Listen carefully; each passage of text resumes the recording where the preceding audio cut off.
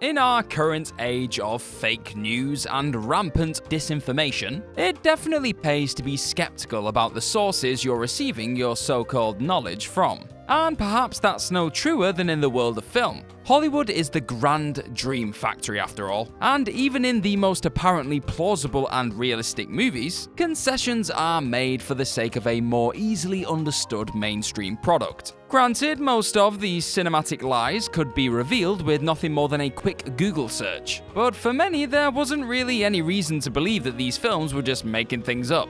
Oh, how naive we were. I'm Gareth from Whatculture.com, and here are 10 movies that get basic facts wrong. Number 10. Dinosaurs have scales, not feathers. Jurassic World.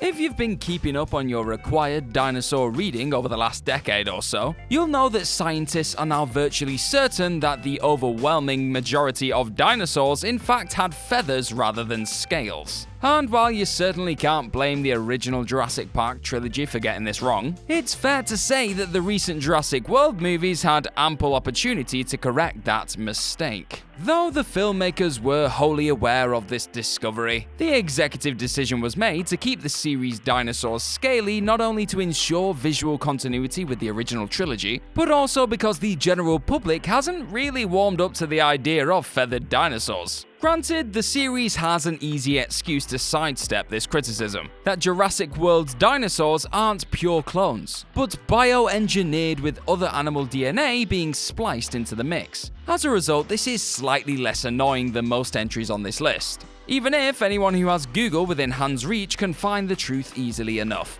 Number 9. Glocks can pass through metal detectors undetected. Die Hard 2 Die Harder.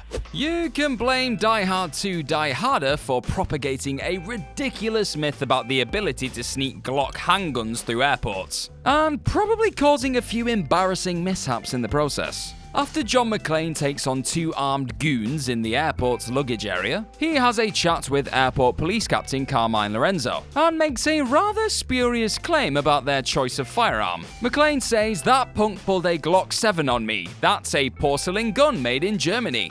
It doesn't show up on airport x-ray machines and costs more than you make in a month." Except none of that is even remotely true.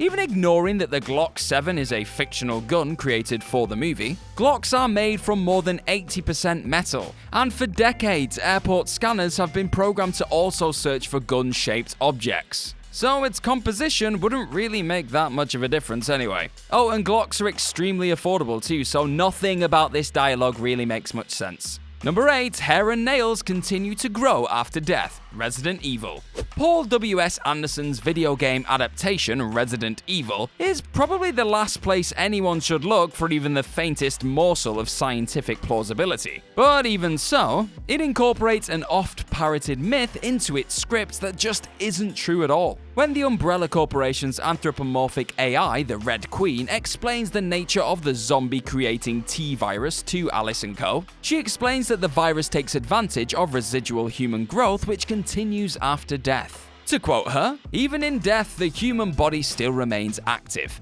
Hair and fingernails continue to grow, new cells are produced, and the brain itself holds a small electrical charge that takes months to dissipate." But it's been long disproven that hair and nails keep growing post-mortem, and is typically a result of skin dehydrating and shrinking after death, giving the impression that growth has continued. While it is true that cell activity continues for a short time after a person dies, contemporary studies suggest that the brain's electrical activity ceases roughly 10 minutes after the heart stops. Given that a Resident Evil movie of all things really didn't need to offer up a substantial explanation for its zombie apocalypse, it's pretty amusing that the filmmakers even tried. Number 7. You can't be tried twice for the same crime. Double Jeopardy. The 1999 crime thriller Double Jeopardy may have been widely panned by critics, but it made a stonking $177 million worldwide, even in spite of the fact that its representation of the titular legal doctrine was laughably inaccurate. The film follows Libby Parsons, a woman who is convicted of the murder of her husband, despite the fact that he in fact framed her while faking his own death. In prison, she learns of the double jeopardy clause, that a person can't be convicted of the same crime twice. and so believes that she will be immune to prosecution upon leaving prison after killing her husband for real this time. As such, after being released, she ends up tracking her treacherous hubby down and killing him,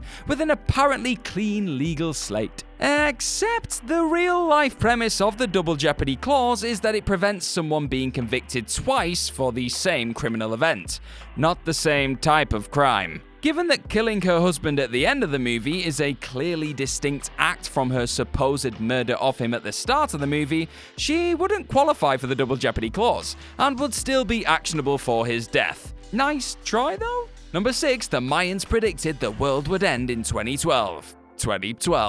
Roland Emmerich's absurd disaster movie 2012 revolves around a series of apocalyptic disasters which threaten life on Earth, and is heavily inspired by the much-cited prediction from the Mayans that all life on Earth would end on December 21st, 2012. The film itself literally has a character explain to the audience the Mayans saw this coming thousands of years ago, despite the fact that this is a massively adventurous interpretation of the Mayan calendar. Any Mayan academic will tell you that this apocalypse theory is a bunch of scaremongering hooey, as this date was simply when the civilization's long count calendar ended. Just as a calendar hanging on your wall doesn't suggest that December 31st is the end of everything, neither was the conclusion of the long count calendar an ominous foretelling of a world-ending event to come. At least we got a serviceable disaster film out of it though.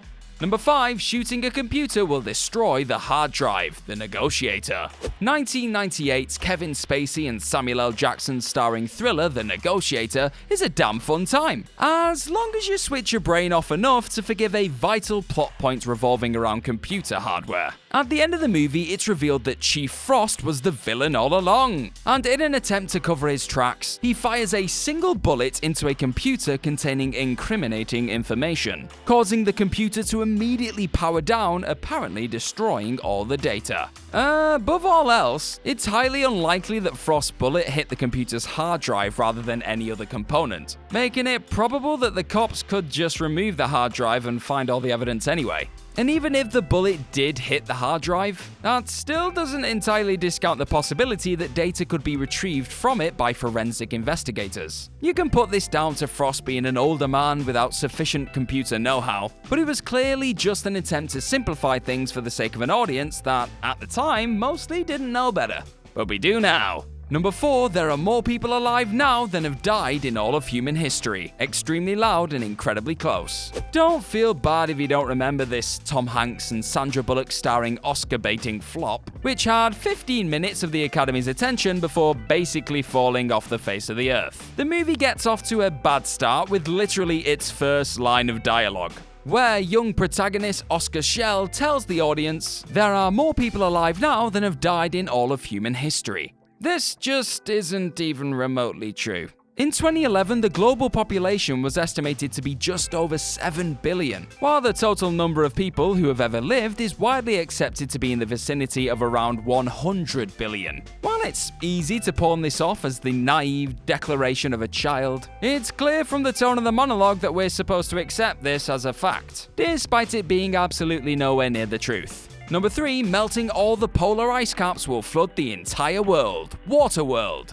Kevin Costner's infamous blockbuster dud, Waterworld, takes place in a post-apocalyptic 2500, where the world's polar ice caps have melted, causing the sea levels to rise over 25,000 feet, submerging almost all land underwater. It's a neat enough premise for a mega-budget blockbuster in theory, though breaks down somewhat when you realize that even if every single polar ice cap on Earth melted, there's no physical way that it could effectively drown civilization as we know it. Instead, sea levels would rise about 230 feet, submerging coastal cities but certainly allowing more elevated ones to survive more or less unscathed. Granted, this is among the least of Waterworld's problems, all things considered. But even so, it's a complete fantasy that such a bleak scenario could ever actually happen. Number 2, humans only use 10% of their brains. Lucy.